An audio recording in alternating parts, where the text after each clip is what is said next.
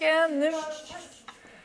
Ja, vi tackar panelen för ett mycket intressant samtal som nu går alla damerna iväg. För nu är det dags för nästa programpunkt. Jag vill också hälsa alla välkomna som kollar på YouTube, som kollar på Facebook och Bokmässan Play. Jättekul att det är så många som tittar i alla våra kanaler. Och digitala torget fortsätter till och med söndag. Så missa inte programmet idag och på lördag och på söndag. Nu kommer en programpunkt på engelska med rubriken Will Democracy Survive Covid-19? Och det handlar om att förstås att coronapandemin har drabbat världen på många olika sätt. Och vi lever ett ännu hårdare tryck på stärka de mänskliga rättigheterna, för där spelar biståndet en viktig roll. Tyvärr så ser vi hur demokratin går bakåt på många platser, och det kommer vi att prata om mer sen när vi kommer in. Then we will continue and we will speak in English, and I will warmly welcome you all to this session where we will talk about will democracy survive COVID-19? And that's actually a very, very crazy question to be able to pose, but that's what we need to discuss even more. The pandemic has not only meant lost lives and human tragedies, but has also had huge implications for democracy and fundamental rights all around the world. We have seen increased police brutality, attacks against the opposition, arrest of journalists, restrictions of civil liberties and freedom, such as freedom of assembly and of movement. Around the world, we have seen how authoritarian regimes use the pandemic to increase their power and control over their citizens. So, will democracy survive COVID-19? We need to ask ourselves this. In this talk, we will hear our colleagues within ForumCiv, and that will give us some examples of when the pandemic has led to restrictions of civil freedoms, increased human rights abuses and threats to civil society. The effects of the pandemic are hitting already the vulnerable and marginalized people the hardest. And, unfortunately, shrinking democratic space was a huge problem even before the pandemic. So how will we solve this? In the light of this, we welcome that the Swedish government last year launched their drive for democracy. We now look forward to hear what role Sweden can play in this with their drive for democracy and to promote democracy as a very good tool. So we will stand up for our work for democracy, and this is more important than ever. I'm very happy to welcome Björn Hummerdal, who is working as a political advisor for the Minister of International Development Cooperation, Peter Eriksson. Thank you. Very welcome, Björn. Thank you so much. And then I have my colleagues here as well from ForumCiv. Welcome to all of you three. We have Jackson Obare, who is the regional manager of Hub Eastern and Southern Africa. Welcome, Jackson. And we also have Laura Bonilla, who is the regional manager for Latin America and Caribbean. And you are up very early in Colombia today, Laura. Very good. It's 3 o'clock in your country, I think. And then, least but not last, of course, we have Ksenija Paksina, who is the Sub-grating officer for Eastern Europe. Very warm welcome to all three of you. Thank you. So I will actually start by handing over to you, Jackson. And you will talk about the police brutality in Kenya and how the enforced restrictions have affected all the work that you're doing. So is it possible for civil society to act and carry on its activities today? Please enlighten us, Jackson, and give us some examples.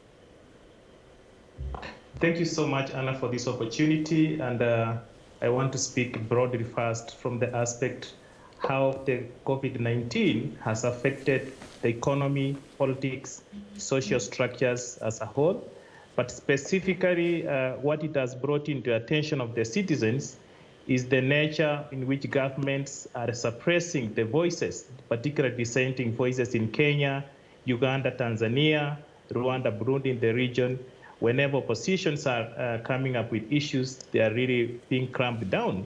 And we have seen this happen in Tanzania, where elections are coming soon. They can't even access funding for their work. They can't even go to the media, and all the media has been put under control by government. And if you also see our neighboring Uganda, for example, they have also restricting social media. Now the coming bill, you must really pay registration fee if you want to open a social media account. So these are the freedoms that we have been enjoying, but we see slowly things getting thick and thin for civil society. Secondly, the nature of brutalities meted by police against innocent citizens. And this morning we were having a documentary that we are showing how the police really acted during the times of COVID. And we have more people who have died out of police brutalities than COVID itself. And what you have official documented data really shows little of what is coming out of this. Thirdly, we also have increased gender-based violence against children. Schools are closed and all children are at home. And we have recorded the highest number of pregnancies in this country has been reported by the media for the last 6 months. And so that really demonstrates what's happening, and we are going to have a high level number of teenage pregnancies. And as well, we have also seen human rights defenders brutalized. A case in mind, last week we had a week of democracy, and we have an activist from Uganda called Stella Nyanzi. While going back to Uganda, she was arrested at the border point and put in jail. So, but she's out. That really demonstrates the precarious nature of how governments have become intolerant to dissenting voices or alternative voices that you are experiencing. And also, the other challenge we have experienced is info pandemic. Now, the government is forcefully flattening the curve for information. So we don't have data that we can critique, and everything is treated as emergency, and therefore emergency things in government are never criticized because they are not put into public participation. So these are the challenges we have seen, and we are not likely to see them toning down because of the pandemic, but the civic space is really shrinking in this part of the world. Thank you.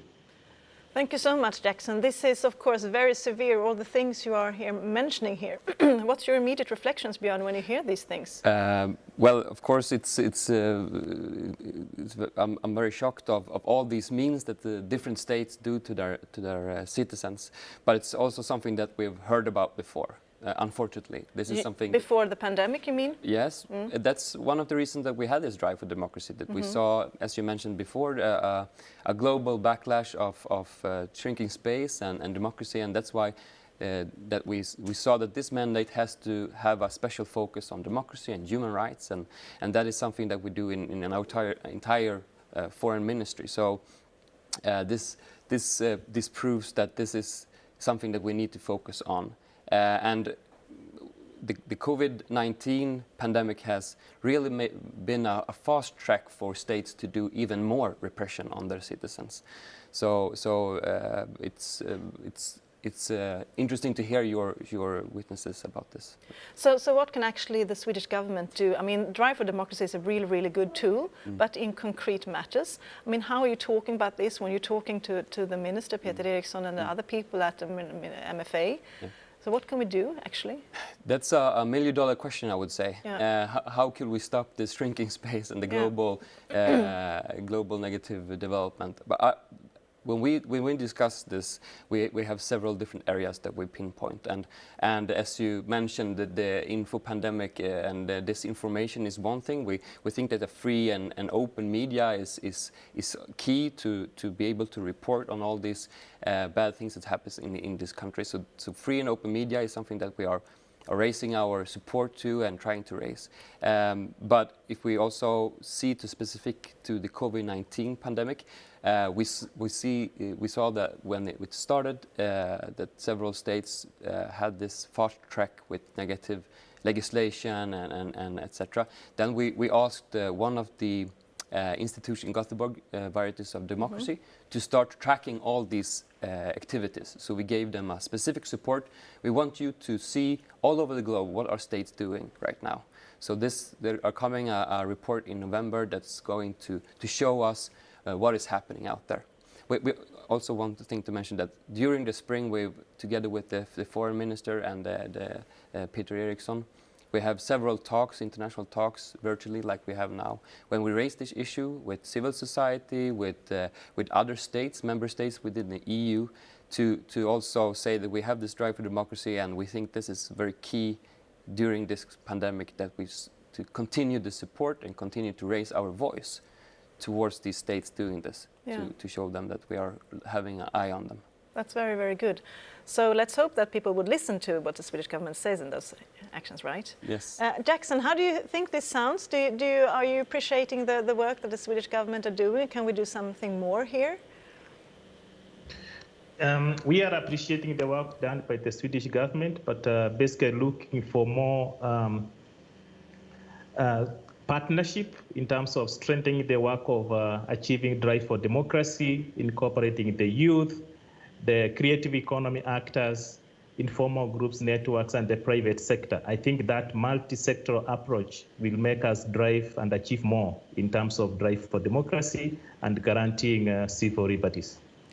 I think you're really onto something there, Jackson, because I think we need to collaborate between different actors. And also something, I was in a talk yesterday with Ulrika Moder, and she was talking about change makers. We need to identify them in different sectors. And I have to say something there. We went to Tanzania the last year with the minister, and there of course, the situation in Tanzania is getting worse and worse. And then there we try to meet with civil society, with private actors, but also with the World Bank and other international institutions to together have this pressure on Tanzania and the country. So I think that's also key to find change makers within the international community.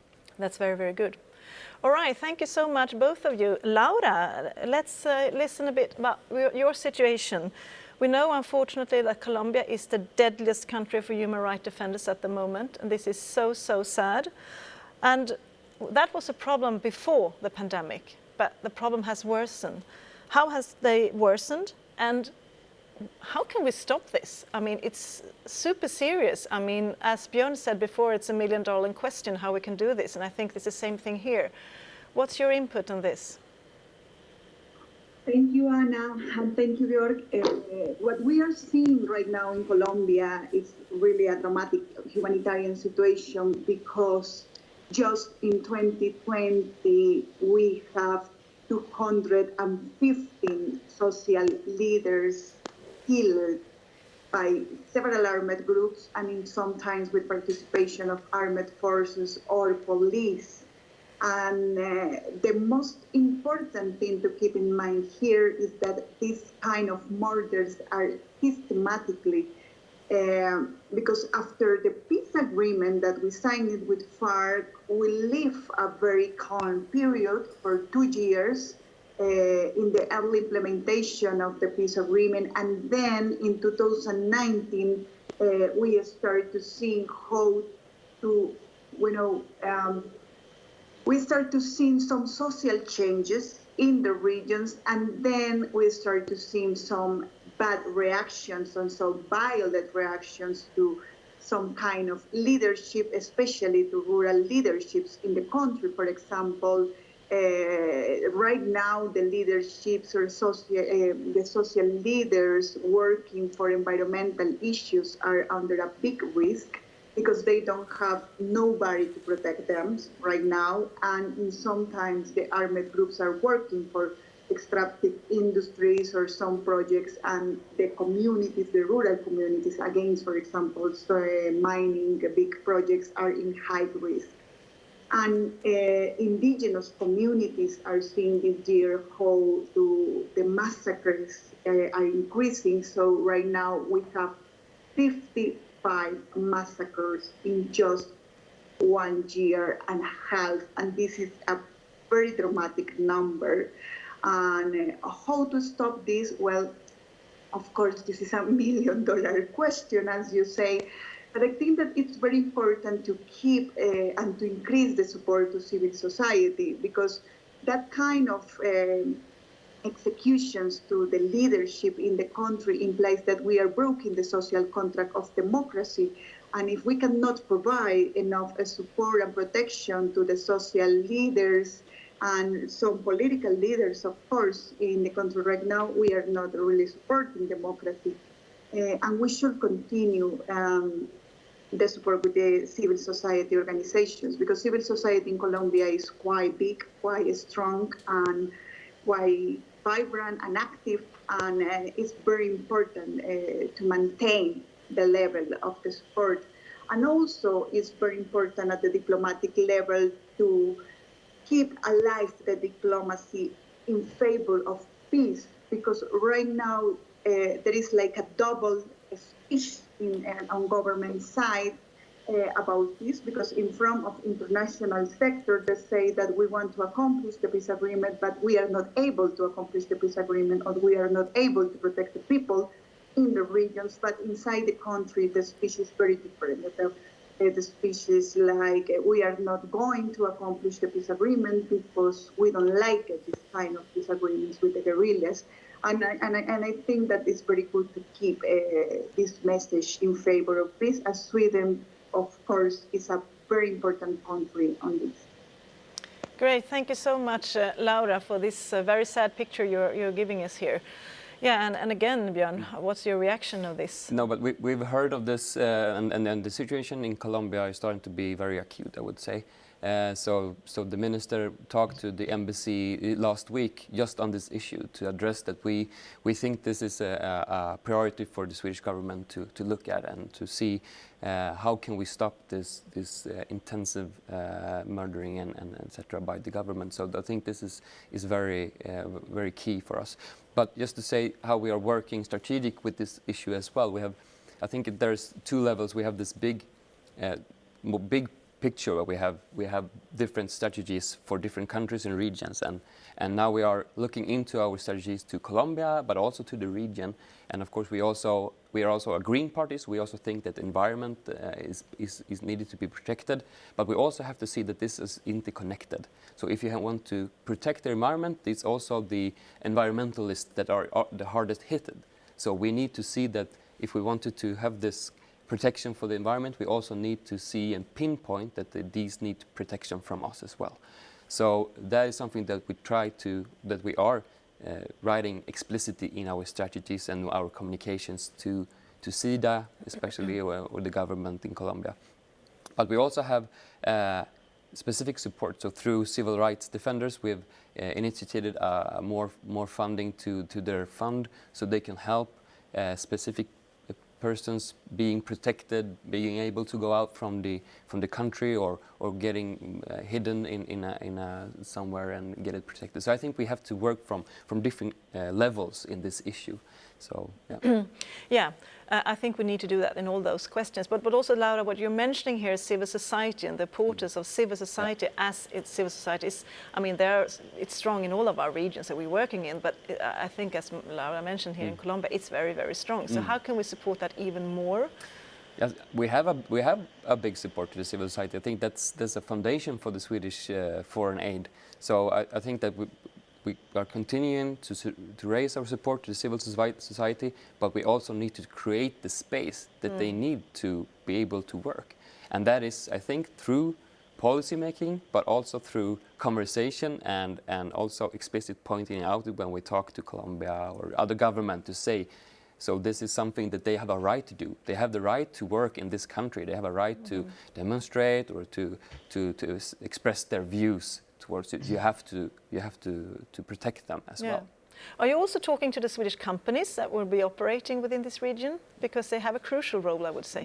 Yeah, of course. That's also part of the Agenda 2030 to have a holistic way of dealing with this. So within the Swedish government, we also need to have this holistic picture. I agree with that, and we also need to have. So the Minister for Foreign Aid and the Minister for Trade can't have two separate works. They have to be together and see what are going together as well. So I think that we have a good dialogue with the other ministers in the foreign department. So they're very good, and with the embassy, as you mentioned as well. Of course. So how do you think this sounds, Laura? Do you have any more suggestions to give to Björn?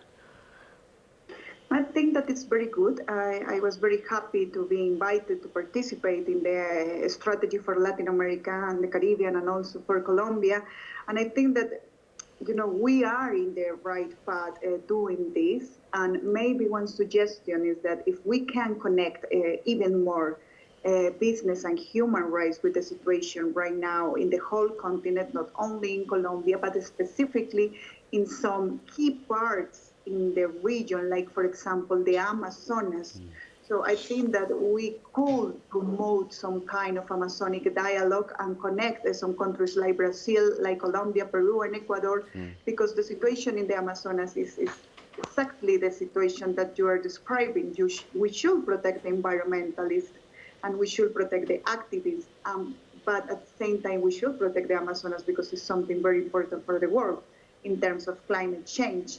And what is happening right now is that nobody is protecting that area, and the deforestation is amazing, and it's something that the humanity cannot allow at all.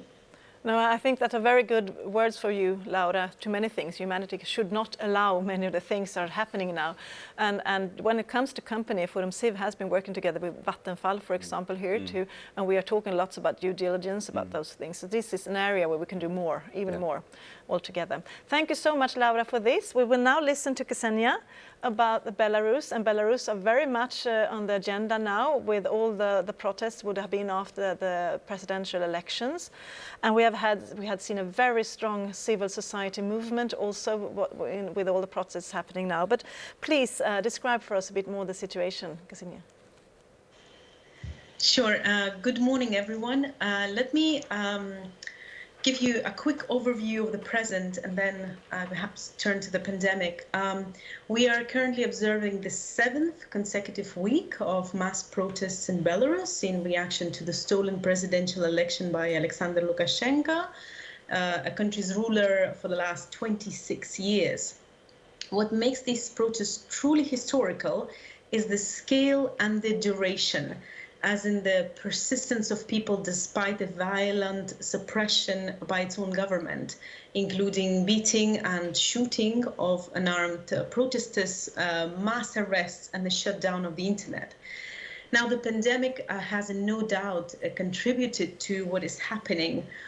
On one hand, it became the point where the social contract was broken, and on the other, it empowered people to take civic action. On the social contract that kept Lukashenko's regime in power for these 26 years can be simplified to this formula. We, the government, keep you fed and safe, and you, citizens, stay off politics. However, during the pandemic, Belarusian government broke this contract by failing to keep people safe. It has refused to introduce quarantine measures. It continued holding mass events. Moreover, Alexander Lukashenko mocked the pandemic, calling it a global outbreak of psychosis. He encouraged citizens to treat it with work on the tractors and honey and vodka. As a stark contrast to that, to this attitude, there were overflown hospitals across Belarus, overworked doctors, no proper personal protection measures, nor enough equipment to treat everyone that urgently needed it. Citizens saw state failing to protect them. And as it goes, if one party breaks the contract, the other does not see the point of keeping its promise either.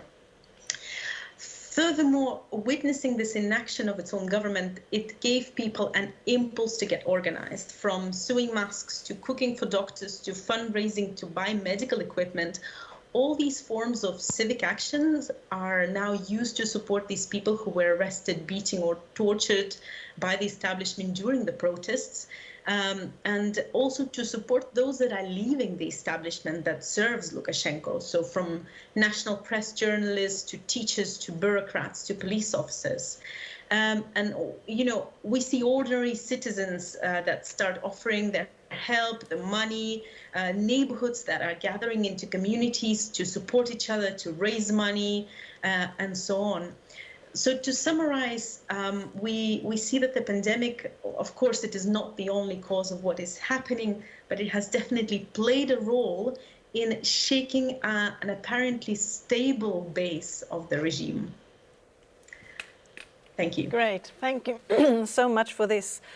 Yeah, so how could the Swedish government support the citizens of Belarus? I mean, this is a tricky question as well. Yeah, and we are discussing this very often in the minister's office, and Peter said when he started about 2 years ago that the drive to democracy is key, but also his focus on Eastern Europe, because he thinks that Eastern Europe is close by, and we need to see this as our neighbors and something that we have to focus on in the international aid context.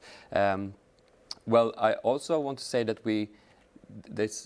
all the bad things that are happening in Belarus, there's very interesting things that are happening around the civil society, and people are really trying to organize, and I think we can learn a lot from this as well. This new dynamic groups, and we have to rethink how can we support them? How can we support new dynamic groups that are popping up and organizing and demanding democracy? And I think we can't sit in our seats and think that, okay, they have to play through our way of funding or our way of working. So I think that we also need to sit down and be students of the Belarus civil society and ask them what you want to do and how do you think we should support you. But I will also say that we don't think that he's a legitimate president. The election wasn't fair, but he's still in power and he's still responsible for all the violence. So we have to say that we don't see you as the president, but you are responsible. Yeah. So we also have to communicate that from our perspective and saying that you have to take care of your population, even that you didn't be elected in a fair way. So, yes. Yeah, and we have the role of Sweden here as well. We are a small country, but still we have quite good reputations in these questions and issues, and when it comes to human rights and neutrality and so on. So can we sort of play a crucial role here in the cooperation with the EU, for example, to support? Yeah, of course. And we also have the OSCE organization that we're going to be chairman for next year. So, but to say something with the EU, we next week, Peter will have a meeting with his minister colleagues, and he wanted to put on this point on the agenda to discuss with the other development ministers within the EU. How can we support the civil society? How can we also see that Lukashenko is not being supported through funding through the EU, which also is very important to see. But I also have to say that Sweden has a very central role in Europe for Eastern Europe. We've been part of, together with Poland, to create the Eastern Partnership as well. So we also have a leader role here, and I think we are taking that as well. Yeah, great. Thank you so much, and thank you, Ksenija, for this. We will now have 5 minutes left on this webinar, and we will now go into having some concluding remarks or comments from our participants. So, Jackson, would you care to start, please? Yes, thank you so much, and I have 3 comments to make. One, looking at the African continent as a whole, we are having youth as an opportunity to tap into the future leadership of the continent. How do we then use Sweden's support the work of youth regarding art, media, and culture as a way of creating social change, because we are seeing that as a strong way of promoting the drive for democracy.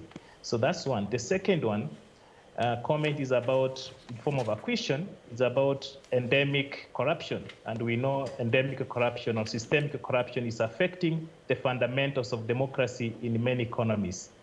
And how then do we get the support from Sweden, or the Swedish government supporting this work globally, and in particular where we are working in the region, to get rid of that. And that we have cases of COVID-19 funds that have gone into the hands of few, but that is more than that. The third and final one, Swedish partners, working with local partners, we have been experiencing transfer of funds issues, particularly to Uganda, in the pretext of anti-money laundering. You can imagine it's funds from Sweden treated like you are money laundering in Uganda. How can, again, the government be able to support on this for the work of civil societies? Thank you. Thank you so much, Jackson, for this. Laura, would you like to comment?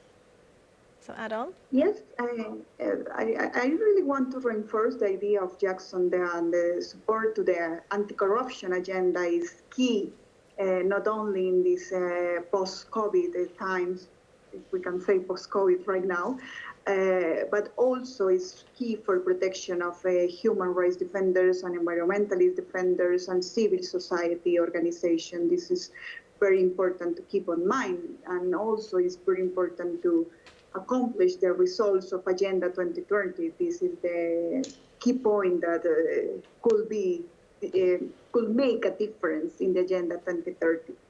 Yeah, and also I want to say something very short about what should be done to support the Colombian defenders and Colombian civil society, and that the empathy right now sounds strange because it's not something classical, but the empathy from civil society, for international civil society, but also for the empathy from international community at all is very important right now, because people, especially young people and especially indigenous people and women, are feeling right now like invisible people. Thank you so much, Laura. We will definitely take this with us. And Ksenija? I just wanted to thank you for having this topic to be discussed at this event, because one main thing that when we ask people that we work with, how can we help from where we stand, they say, tell the world about us, tell the world about what's happening.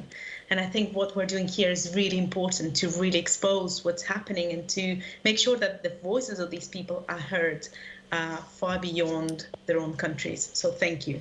Thank you so much. Björn, do you want to have 10 seconds? Yeah, comment? okay, thank you. Thank you for 10 seconds. No, but I just want to say that yesterday we took a new decision from the government, putting a new signing for SIDA, the government's, I forgot the word. Yeah.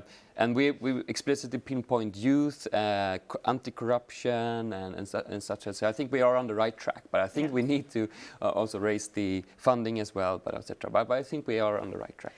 Great, thank you so much, and thank you all for listening to this. And by this we say, well, of course, democracy will survive this pandemic. We have all important work to do. Thank you so much for all this.